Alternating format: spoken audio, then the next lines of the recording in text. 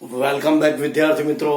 ભાઈ ધોરણ 11 અને 12 આપણે લાસ્ટ ટાઈમ ભણતા હતા સિન્થેસિસ, અને સિન્થેસિસમાં 2019 નો ભાઈ મેં તમને પેરેગ્રાફ સમજાવ્યો હતો.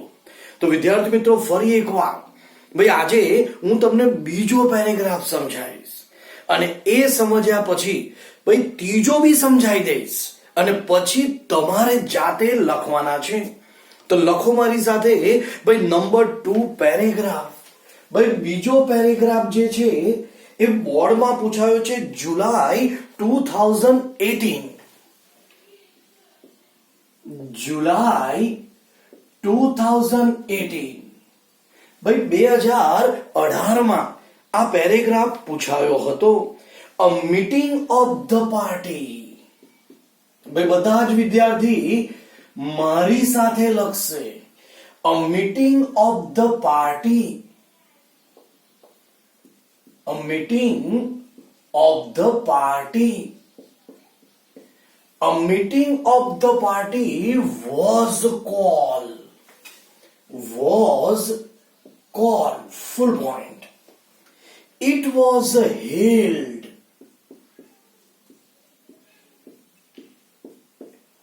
It was held at the town hall.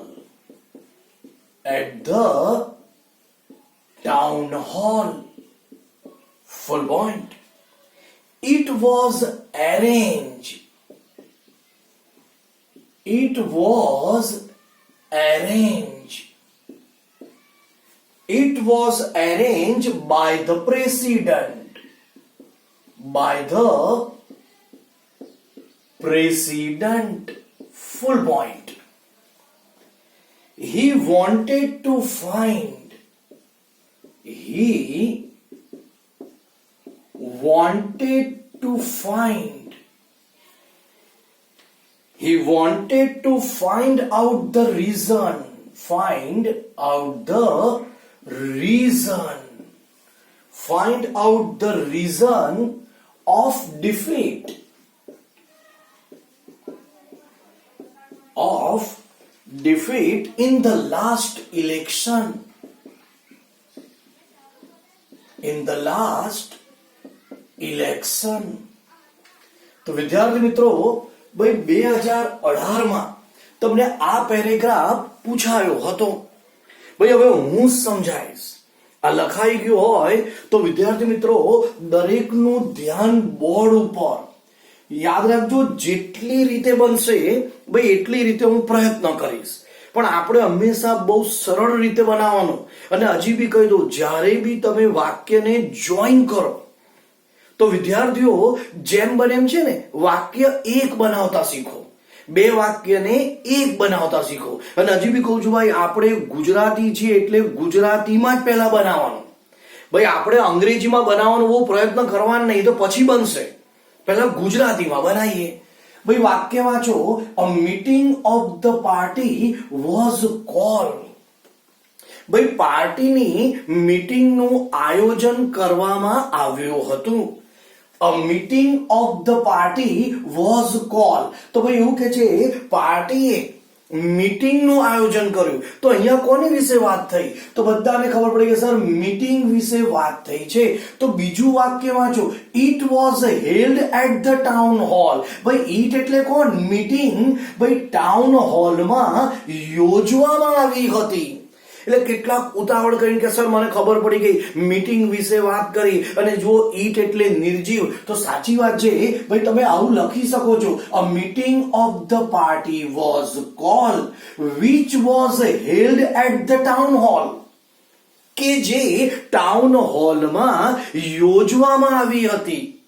પણ વિદ્યાર્થીઓ ભાઈ તમે આને બે વાક્યને જોઈન કરી શકો છો. હવે આપણે આપણી બુદ્ધિનો ઉપયોગ કરીએ તો આવું લખી શકાય ને.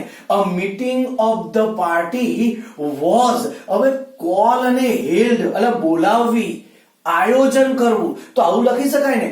Call. A meeting of the party was call and held at the town hall. થઈ ગયું વાક્ય ભેગું. ભાઈ મીટિંગ યોજવામાં આવી અને બોલાવવામાં આવી. એટલે પહેલા બોલાવવામાં આવી અને પછી એનું યોજના કરવામાં આવી ટાઉન હોલમાં. તો જો આ બે વાક્ય જોડાઈ ગયા તો ભાઈ અહીંયા which ને બદલે આપણે આવું લખી શકીએ છીએ, a meeting of the party was called. કોઈ કે સર મેં which લખ્યું, કઈ વાંધો નહીં, which was, પણ હું ડાયરેક્ટ લખું છું ભાઈ and. ભાઈ યોજવામાં આવી, મીટિંગ એટલે it. જો ટુ બી રૂપ was સરખું કાઢી નાખ્યું, ભાઈ call and held at the town hall. હવે ઉભા રહો વિદ્યાર્થી મિત્રો, ઉતાવળ ના કરો.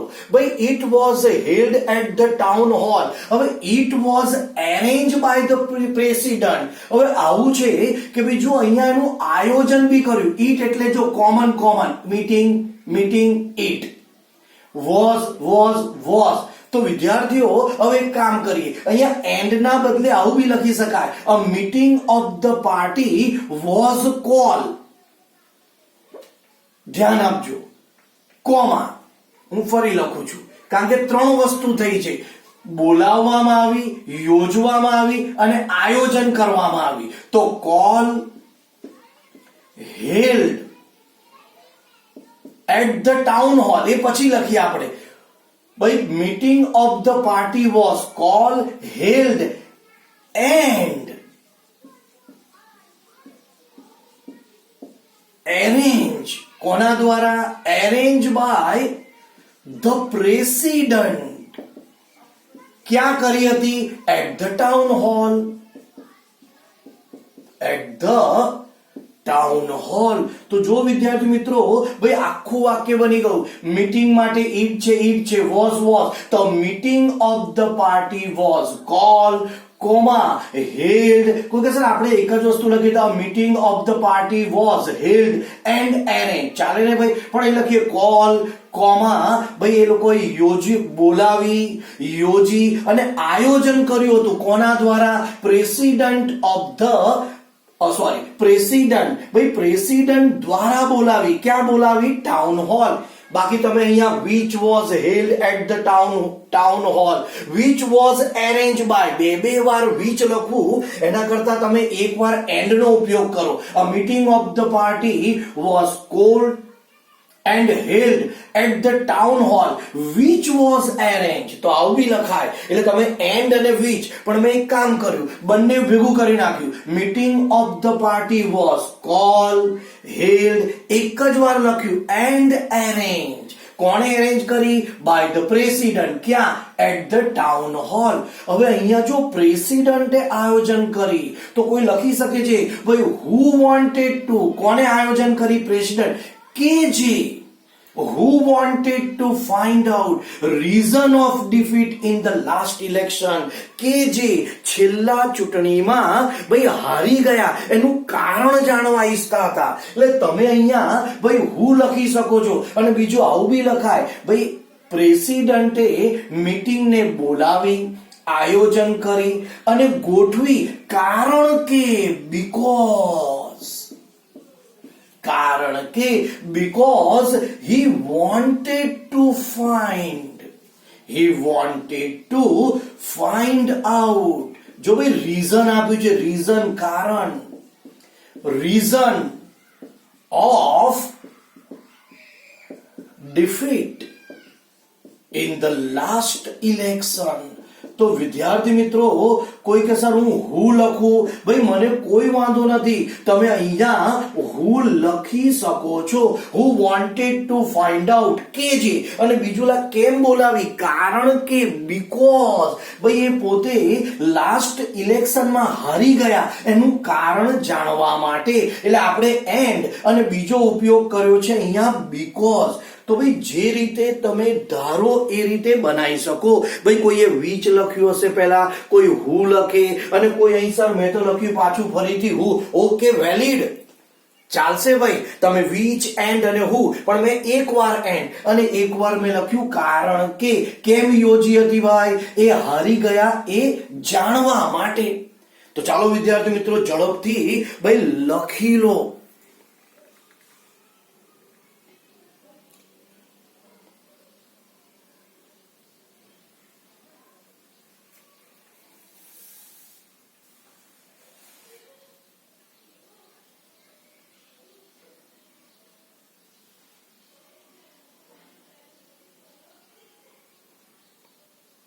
આનો ફોટો મોકલીશ, પણ જરા લખવામાં ઝડપ રાખવી.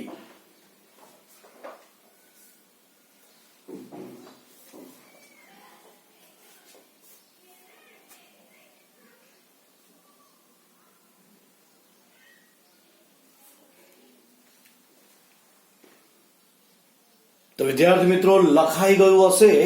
જે લખે છે થોડી ઝડપ કરશે. ભાઈ ત્રીજો પેરેગ્રાફ, માર્ચ 2018. ભાઈ બોર્ડની અંદર માર્ચ 2018. 11 વાળા હોય તો ખુશ જ થવાનું છે ભાઈ. તમે 12માનું ભણી રહ્યા, આના કરતા સહેલું 11 માં આવે તો બી તમને આવડે એટલે સમજી લો તમારું અત્યારથી 12મું તૈયાર થઈ રહ્યું છે. This speech was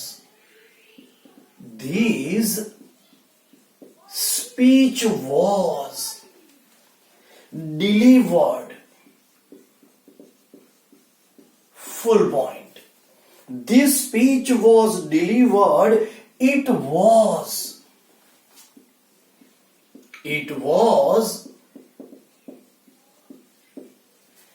delivered by Swami Vivekanand. By Swami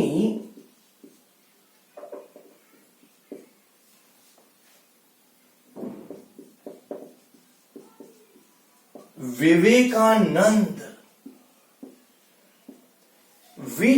It was delivered by Swami Vivekanand. Full point.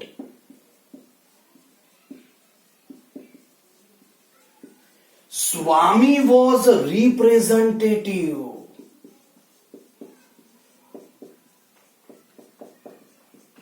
Swami was representative of Hindu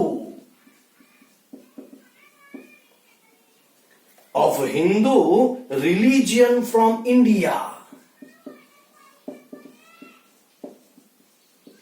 Religion from India. Full point. The speech was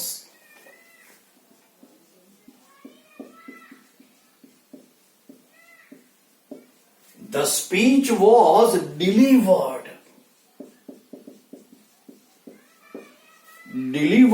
in Chicago. તો વિદ્યાર્થી મિત્રો, ભાઈ paragraph મારી સાથે લખી લેવાનો છે અને આ બી અત્યારે હું સમજાઈશ અને એના પછીના બધા પેરેગ્રાફ તમારે લખવાના છે અને ભાઈ તમને હું યોગ્ય ટાઈમ પણ આપીશ જેથી તમે લખશો અને લખ્યા પછી હું સમજાવું અને તમે સમજીને તમારા જવાબને બી ચેક કરી શકશો. તો ચાલો વિદ્યાર્થી મિત્રો, ભાઈ હવે દરેકનું ધ્યાન બોર્ડ ઉપર, ભાઈ હું આને સમજાવું છું, ધ્યાન આપજો. This speech was delivered. ભાઈ કે છે આ સ્પીચ ડિલિવર્ડ મીન્સ આપવામાં આવી હતી.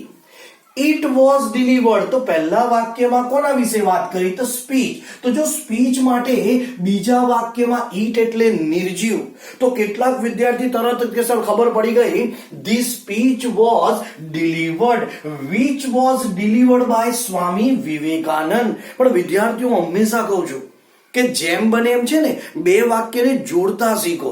જો આવું લખાય ને કે This speech was delivered, તો જો અહીં જો it was delivered છે સેમ, તો આપણે ડાયરેક્ટ લખી શકીએ છીએ આ રીતે, This speech was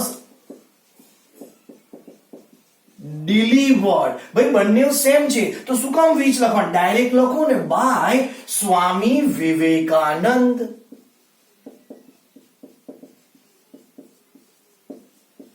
તો જો વિદ્યાર્થીઓ તમારું એક વાક્ય અહીં પતી ગયું, ધ્યાન રાખજો, અહીંયા વાક્ય બની ગયું, This speech was delivered, તો it was સેમ વસ્તુ કાઢી નાખો, This speech was delivered by Swami Vivekanand. હવે તમે જો જે હોશિયાર વિદ્યાર્થીઓ ને એ છે ને પહેલા ફકરો વાંચી લે, કેમ કે એને બકરો નથી બનવાનું ભાઈ, ફકરો વાંચી લેવો પડે. કેમ ખબર છે? જો એક વસ્તુ અહીં આપી છે, This speech was delivered છે same, This speech was delivered, it was delivered, તો આ બી વાક્ય એના જેવું જ છે ને, This speech was delivered, તો આખું વાક્ય બની ગયું ભાઈ, This speech was delivered by Swami Vivekanand in Chicago.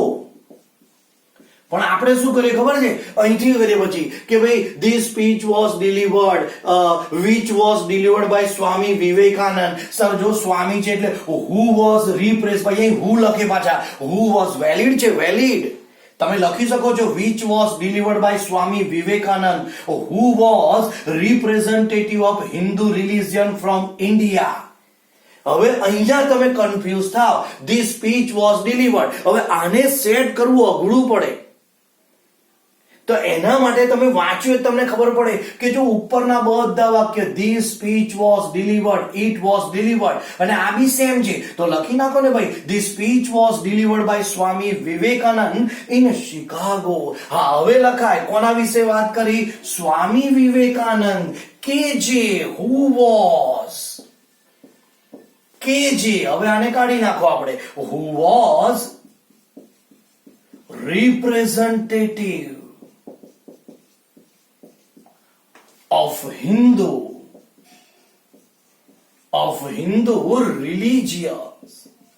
religion from India.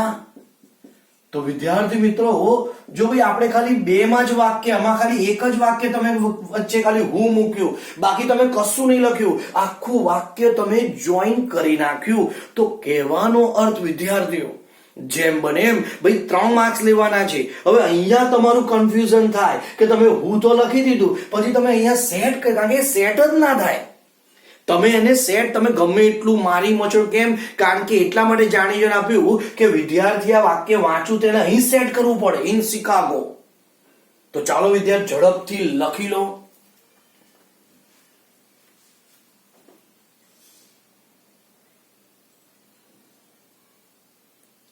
અને હું ફોટો મોકલી આપીશ તમને, પણ લખી લો એ બેટર.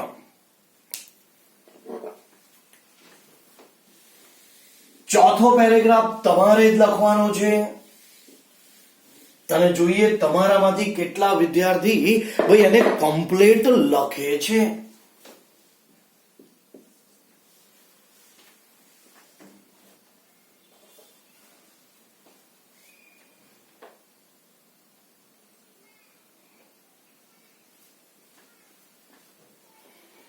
ભાઈ ચોથો પેરેગ્રાફ છે જુલાઈ 2016. કોઈ કહે સર 17 ના ક્યાં ગયા? ભાઈ 17 ના પેરેગ્રાફ નતા પૂછ્યા, એ લોકો એના બદલે ભાઈ બીજું તમને અંડરલાઈન વાળા વાક્ય પૂછી નાખ્યા હતા, એટલે કે કરેક્ટ ધ સેન્ટેન્સ. તમને એવું નહીં આવે. માય ફ્રેન્ડ મેટ, મારી સાથે જ લખવાનું છે વિદ્યાર્થીઓ. My friend met with an accident, full point.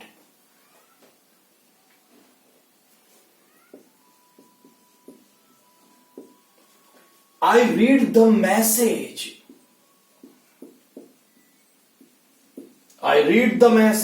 on my mobile. Full point. I rush to hospital. I rush to the hospital.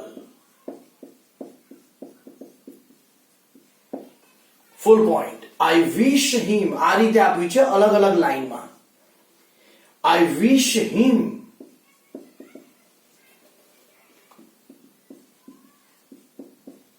get well soon. તો વિદ્યાર્થી મિત્રો, આ તમારે જાતે લખવાનું છે, અને તમને ભાઈ આ હોમવર્ક જેવું કહેવાય તો માની લેશો. તો લખવાનું સ્ટાર્ટ કરી દો. વન ટાઈપ ઓફ હોમવર્ક છે, તમારે લખી લેવાનું છે.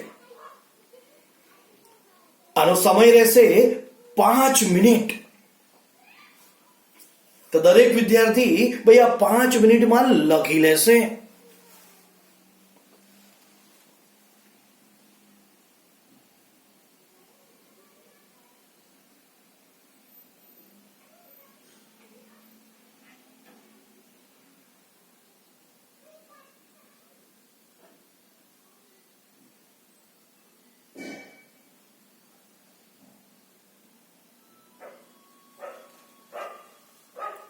તો વિદ્યાર્થી મિત્રો તમારે જાતે લખી લેવાનું છે. આપણે નેક્સ્ટ વિડીયોમાં આનો આન્સર જોઈશું, પણ તમે આને લખી લેજો. Okay, C you on next.